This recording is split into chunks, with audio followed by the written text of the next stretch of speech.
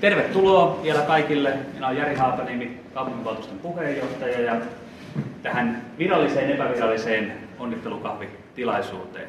Ihan ensiksi hirveän paljon onnea tästä huikeasta saavutuksesta. Te olette tehneet nokialaista urheiluhistoriaa, että taitaa olla niin, että ensimmäistä kertaa Nokia jäähallin katossa on pääsarjan mestaruusviiri.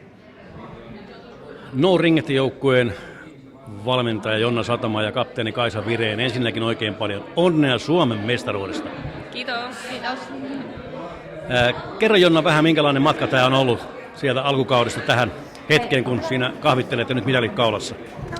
No, on ollut vähän mielenkiintoinen matka, että tässä on ollut ylä- ja alamäkiä, että kausi alkoi hyvin ja sitten oli vähän heikompaa hetkeä siitä, mutta välieriin ja finaaleihin saatiin hyvin kasattua joukkue taas kokoon ja pelasi parhaimmat pelit siellä tärkeimmillä paikoilla. Voitetaan oikeat ottelut.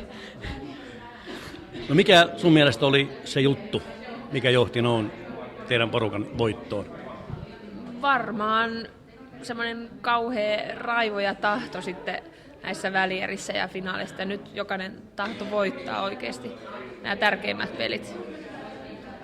No kun Ringetteä pelataan Suomen korkeimmalla sarjatasolla ja mestareina, niin minkälainen on teidän normaali treeniohjelma silloin, kun se on treenikausi on käynnissä? No jäitä meillä on 3 kertaa viikossa suurin piirtein ja sitten pelit siihen päälle ja sen lisäksi jokainen harjoittelee omatoimisesti fysiikkaa ja jäiden ympärillä on myös sitä fysiikkaharjoittelua, mutta siitä se lähinnä koostuu. No kuvaile vähän sitä tunnetta, kun pilliin vihellettiin ja tuli se fiilis, että hei, tämä voitto on nyt meillä. No oli aika onnellinen, että ei siinä niinku ajatellut muuta kuin, että sitten kun pääsee kentälle, kun viimeinen sekunti on ohi, että pääsee halaamaan joukkueelaisia ja juhlimaan sinne jäälle, se oli kyllä parasta. Oletteko laskeutunut jo sieltä pilvistä alas? Ei me varmaan vielä.